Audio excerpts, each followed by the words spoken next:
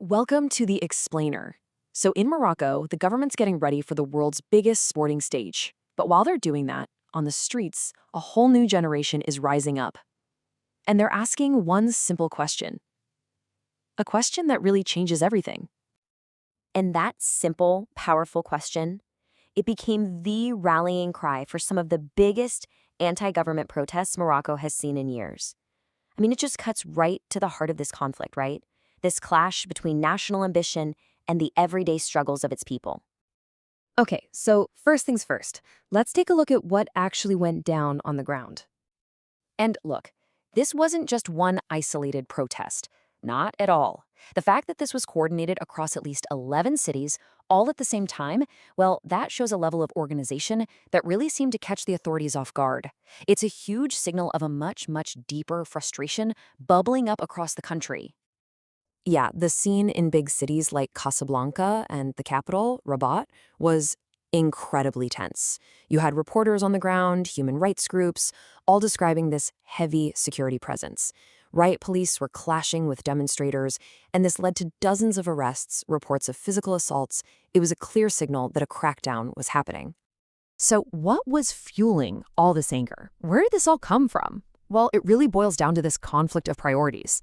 It's kind of like a classic story, but with a very, very modern twist. Okay, so on one side, you've got Morocco pouring a massive amount of money into co-hosting the 2030 FIFA World Cup. We're talking at least 3 brand new stadiums, renovating a bunch of others. But then on the other side, you have the protesters, and they're pointing to what they see as a decaying public sector, especially in things like healthcare and education. Plus, there's still a lot of anger simmering from the response to that big 2023 earthquake. And then, this happened. This is the moment that really turned all that frustration into a full-blown movement. The deaths of 8 women, all during childbirth, in a single public hospital in Agadir. It became this unbelievably tragic and powerful symbol for everything the protesters were saying. It was a flashpoint that just horrified the nation and brought all that outrage to a boil. And if you look at the numbers, you can see just how systemic this problem really is. This data from the World Health Organization, it's pretty stark. The WHO recommends, at a minimum, 25 medical staff for every 10,000 people, just for basic care. Morocco's national average, it's less than a third of that. But then you look at the Agadir region where that tragedy happened, it's less than a fifth. I mean, that's a critical shortage, and the numbers lay it all out there, plain as day. So who are the people driving this movement? Because their identity, well, that's a huge part of this story. You see, unlike protests we might have seen in the past in Morocco, this wasn't organized by the usual suspects, established unions or political parties. Nope. Instead, it's what analysts are calling a leaderless movement. It just sort of grew organically, bubbling up from the ground level, mostly online. And this is through and through a Gen Z protest. We're talking about people born between 1995 and 2010. They're actually the largest chunk of Morocco's population, and they're the absolute engine behind this. They organize everything on platforms you'd expect, right? TikTok, Discord. And they're not just looking inward. They're drawing inspiration from other youth-led movements all over the world, like in Nepal, and using that to demand change at home. And make no mistake, their demands go deep. This quote from a 27-year-old engineer, Youssef, I think it just sums it all up perfectly. It's not just about getting more money for hospitals. He says, I want a whole system reform. So this is a call for fundamental change to everything. To opportunities, to jobs, to the cost of living, the whole shebang.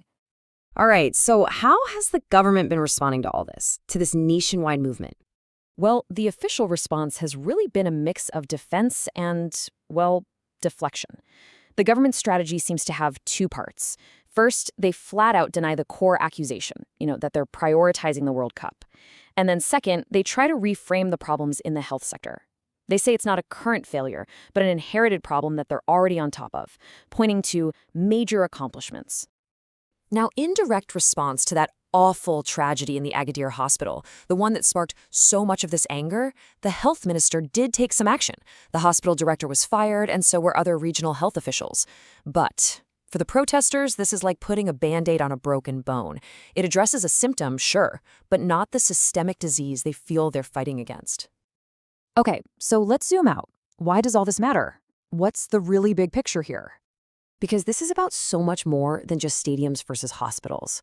What we're really seeing here is the story of Morocco's largest generation finding its political voice.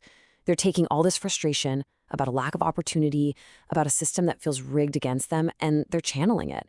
They're turning it into a powerful, unified demand for a totally different future.